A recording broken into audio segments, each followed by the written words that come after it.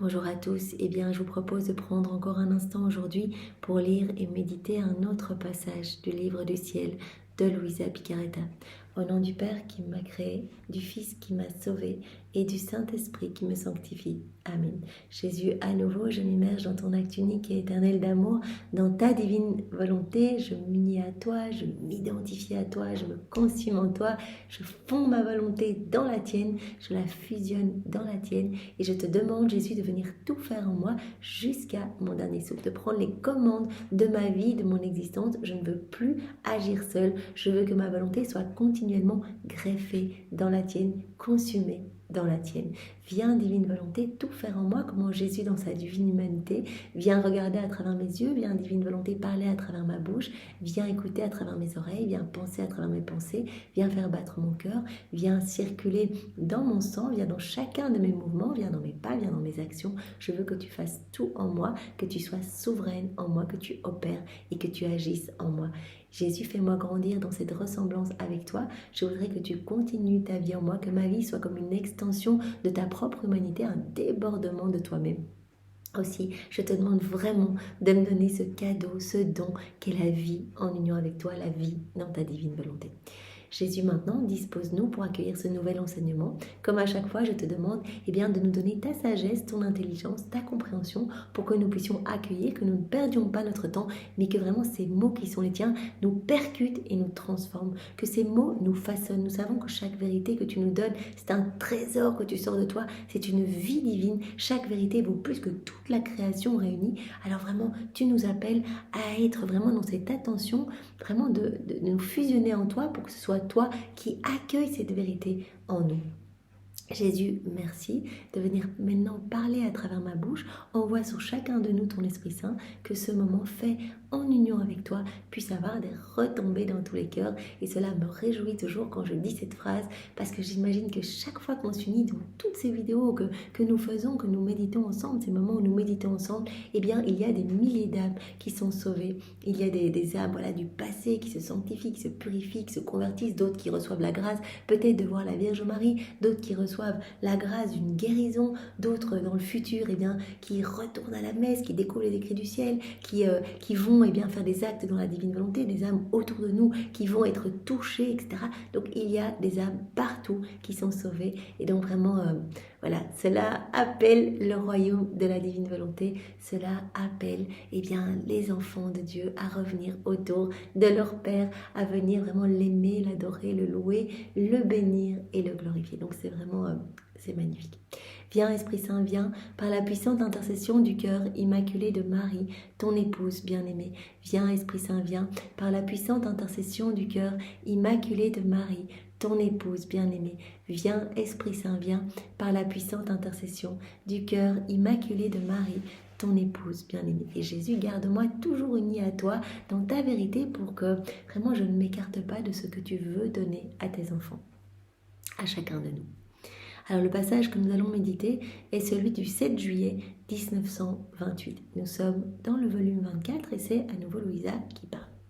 Je suivais mon doux Jésus dans sa vie publique et en pensant à toutes les maladies humaines que Jésus avait guéries, je me disais « Pourquoi la nature humaine s'est-elle transformée à ce point que certains sont devenus muets, sourds, aveugles, d'autres couverts de plaies et victimes de tant d'autres maux ?» Luisa, elle a la vision de Adam dans son état d'innocence, parfait, en bonne santé, magnifique, vraiment resplendissant de tous les attributs divins, de la lumière divine, etc. Et puis, elle suit Jésus dans l'œuvre de ces 3 années de prédication, dans l'œuvre de la rédemption. Elle est avec lui et elle l'accompagne. Elle voit tous ces muets, ces sourds, ces lépreux, ces paralysés, les hommes qui sont mal possédés par les démons. Elle se dit, mais comment la nature humaine a pu tant se dégrader ? L'homme est tellement couvert de plaies et victime de tant de maux. Si c'est la volonté humaine qui faisait le mal, pourquoi le corps a-t-il tant souffert lui aussi ? Elle se dit, mais c'est cette chute, en fait. Jésus nous l'a déjà dit à de multiples reprises, c'est vraiment la déconnexion avec la divine volonté qui a entraîné tous les maux, les vices, les iniquités, qui a entraîné les maladies, les guerres, tout ce que nous connaissons de mauvais aujourd'hui. Elle se dit, oui, d'accord, tout ce qui est guerre, tout ce qui est mauvaises choses, etc. Mais pourquoi le corps lui-même est entaché ? Et mon Jésus se manifestant en moi me dit, ma fille, tu dois savoir que le corps n'a rien fait de mal, mais que tout le mal a été fait par la volonté humaine. Avant le péché, Adam possédait la vie complète de ma divine volonté dans son âme. Adam était dans cette plénitude de beauté, de sainteté, de pureté. Il avait tout, il possédait la vie complète de la divine volonté dans son cœur. On peut dire qu'il en était rempli à ras-bord. Il était rempli à ras-bord. D'ailleurs, Jésus nous explique souvent que Adam était rempli vraiment de torrents, de cadeaux, de grâces, de bénédictions. Et comme son âme était limitée et que tous ces cadeaux provenaient d'une source illimitée, ce qu'il ne pouvait enclore, débordait de son cœur et repartait vers la Trinité en action de louange, de bénédiction, de remerciement. C'est comme cela qu'il y avait vraiment cette harmonie, ce retour d'amour d'Adam vers son Créateur qui redoublait encore d'amour, etc. Donc il y avait vraiment ce flux et reflux continuel d'amour. On peut dire donc qu'Adam était rempli à ras-bord vraiment de toutes les qualités divines, de la lumière divine, de tout. Au point que l'âme d'Adam débordait hors de lui.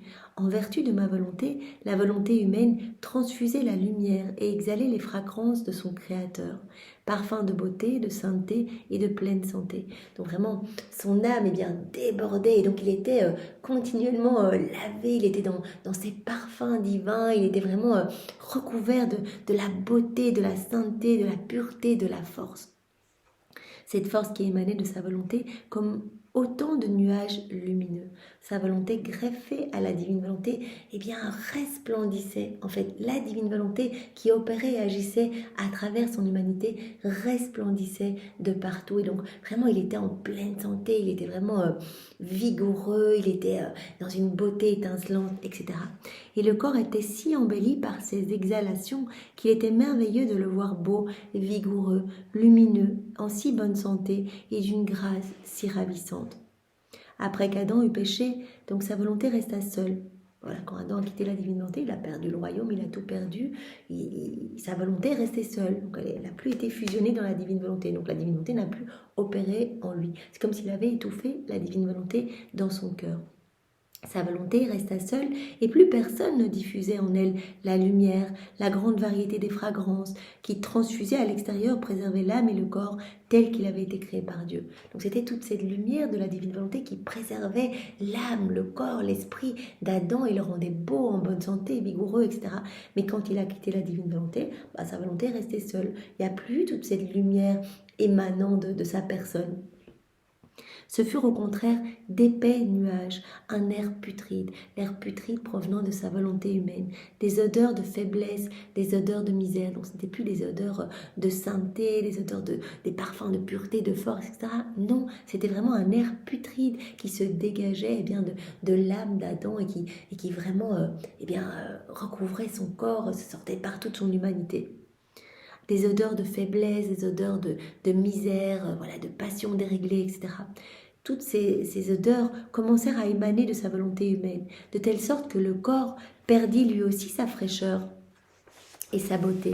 Il devient affaibli et sujet à tous les maux, partageant tous les maux de la volonté humaine, tout comme il en avait partagé tous les biens. Donc le corps, vraiment, soit quand l'âme vit complètement immergée dans la divine volonté, va profiter de cette lumière, de cet air pur, de cet air frais, de cette force, de cette sainteté, etc. Et le corps sera beau, vigoureux, etc., comme Adam dans son état d'innocence. Ou alors, si la volonté humaine est déconnectée de la divine volonté, elle ne va émaner que des parfums putrides, de faiblesse, de misère humaine, etc. Et donc tout cet être putride va vraiment comme flétrir en fait le corps de l'homme. Voilà. Et si la volonté humaine est guérie en recevant à nouveau la vie de ma divine volonté, tous les maux de la nature humaine cesseront d'avoir de la vie comme par magie.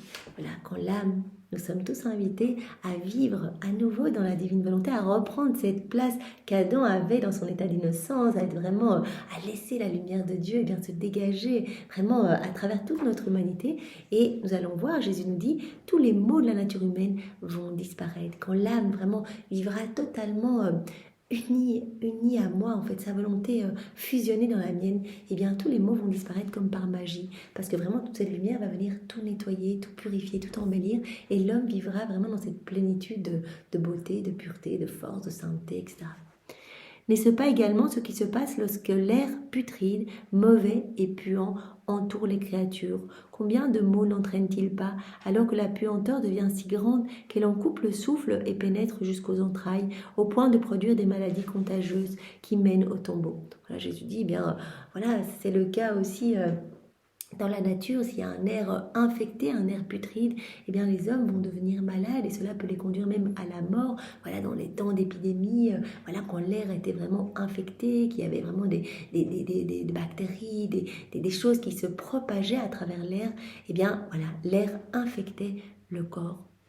Et si un peu d'air de l'extérieur peut causer tant de mal, combien plus grand peut être le mal provoqué par l'air brumeux et putride de la volonté humaine? Si un air extérieur peut déjà bien entraîner la mort, si l'air est vraiment très infecté, très putride, eh bien combien plus l'air provenant bien, de notre âme, provenant de notre volonté humaine, cet air totalement infecté, cet air nauséabond, putride, peut infecter également notre corps, non seulement notre âme, eh bien puisqu'on étouffe cette vie divine, notre âme eh bien, est en train de mourir petit à petit, il n'y a plus cette vie qui l'alimente, eh bien notre corps aussi en sera endommagé,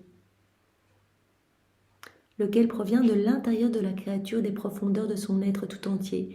Il y a d'ailleurs l'exemple palpable des plantes. Voilà, Jésus reprend encore un autre exemple pour nous montrer bien combien un air mauvais peut impacter déjà soit un homme, soit ici maintenant les plantes dans ce deuxième exemple. Combien de fois dans un jardin ou un champ en fleurs où un fermier espérait faire dans la joie une abondante récolte et recueillir de beaux fruits, il a suffi d'un brouillard, un air mauvais, un air sombre, pour faire tomber les fruits, ou d'un vent trop froid pour mettre son champ en deuil en faisant mourir les fleurs noircies et plonger le pauvre fermier dans la tristesse. Voilà, des plantes qui meurent parce qu'il y a un trop gros brouillard ou un air trop froid. Donc si cela peut jouer de l'extérieur, eh bien combien plus quand cet air putride sort de notre âme, eh bien impacter bien toute notre humanité. Si l'air est bon, il va communiquer la vie du bien. S'il est mauvais, il va communiquer la vie du mal et parfois même la mort. L'exhalaison de l'air, si elle est bonne, peut être appelée vie. Si elle est mauvaise, elle peut être appelée mort pour les pauvres créatures. Si tu savais combien j'ai souffert dans ma vie publique lorsque des aveugles, des muets, des lépreux, etc. se présentaient devant moi. Jésus, il souffrait en voyant tous ces malades devant lui. Il se rendait compte que c'était vraiment cette déconnexion avec sa divine volonté qui vraiment rendait l'homme malade. Quand ces âmes se présentaient devant moi comme j'ai souffert, je reconnaissais en eux les exhalations de la volonté humaine et comment l'homme, sans ma volonté, devient difforme dans son âme et dans son corps. L'homme perd la ressemblance avec son créateur, perd tout en fait. Jésus utilise souvent ce terme, eh bien l'homme devient difforme, cela devient comme un enfant dégénéré qui ne ressemble plus à son père. Il traîne là vraiment enténébré, en haillons, à grappiller des grâces, etc. Alors que nous voulons tout lui donner. Combien j'ai souffert, nous dit Jésus, de voir eh bien, tous ces lépreux, tous ces paralysés, ces hommes malades, ces aveugles, ces sourds, eh bien, qui vraiment était le reflet de cette volonté humaine à l'œuvre et totalement déconnectée de la divine volonté. De fait, mon fiat seul a la vertu de préserver notre œuvre entière, fraîche et magnifique, telle qu'elle est sortie de nos mains créatrices. Il n'y a que dans la vie, dans la divine volonté, le fiat a seul ce pouvoir de maintenir frais, de renouveler continuellement, de rendre magnifique, eh bien, voilà, l'homme tel qu'il est sorti des mains de son Créateur. Voilà, comme nous dit Jésus, mon fiat, seul a la vertu de préserver notre œuvre entière, fraîche, belle, magnifique, comme quand elle est sortie de nos mains.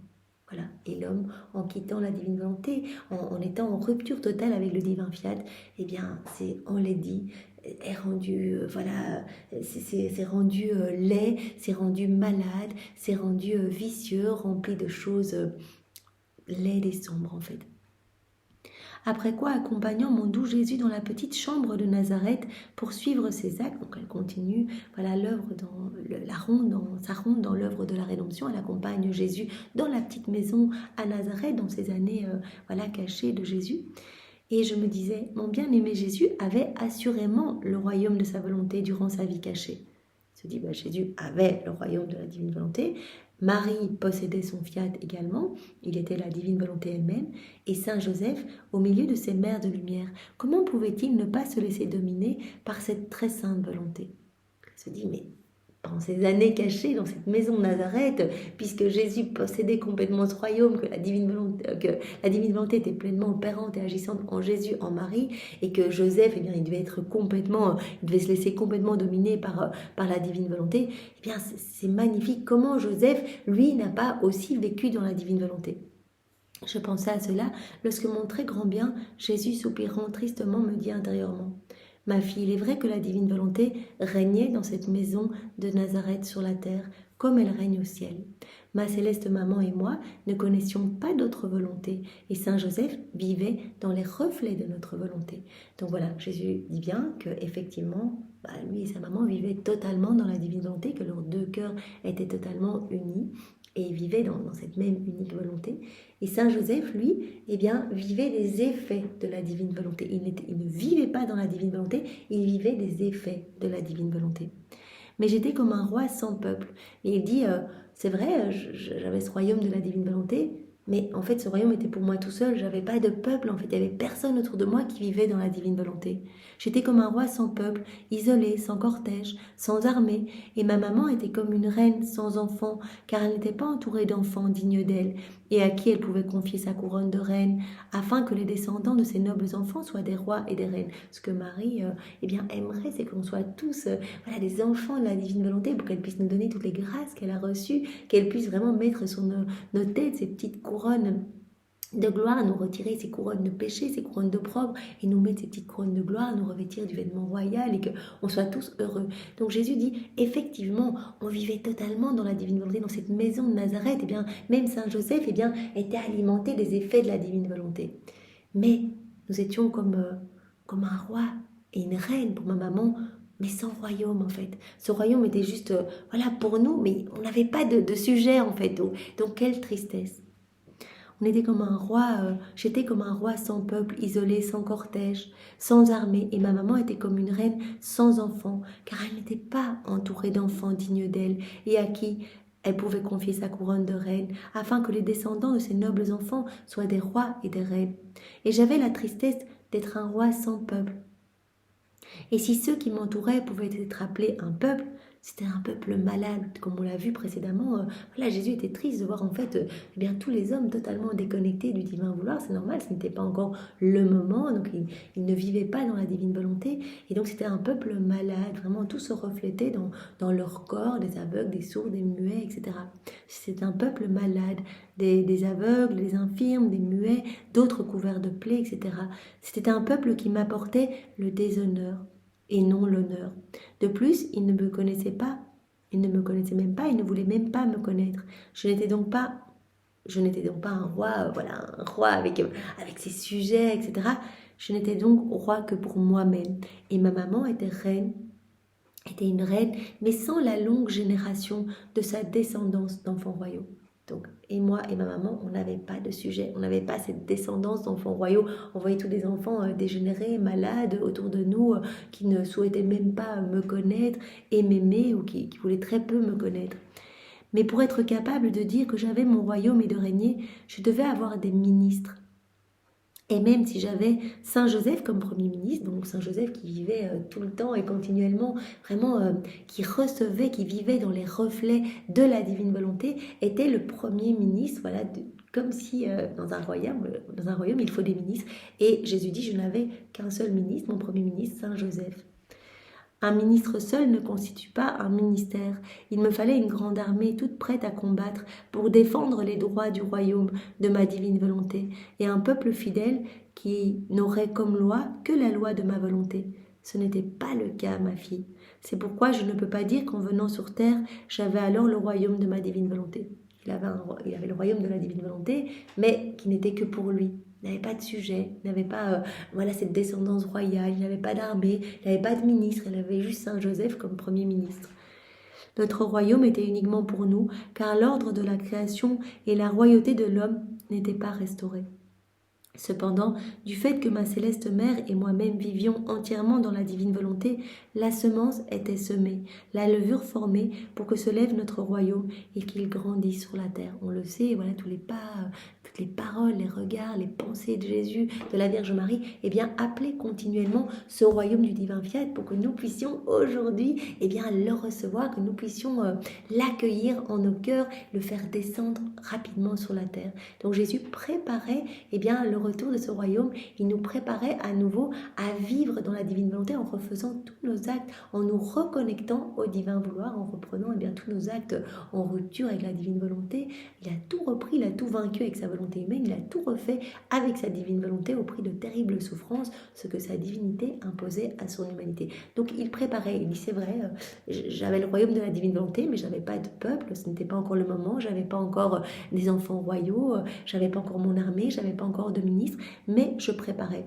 Avec ma maman, nous préparions absolument tout. C'était comme, voilà, du fait que nous vivions entièrement dans la divine volonté avec ma maman, eh bien, la semence était semée, la levure était formée pour que se lève notre royaume et qu'il grandisse sur la terre.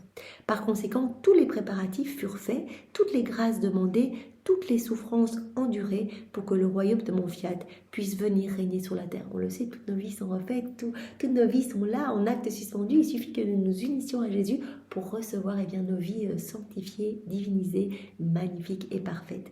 Donc Jésus dit, voilà, tout a été fait, toutes les souffrances ont été endurées, toutes les grâces ont été demandées, etc.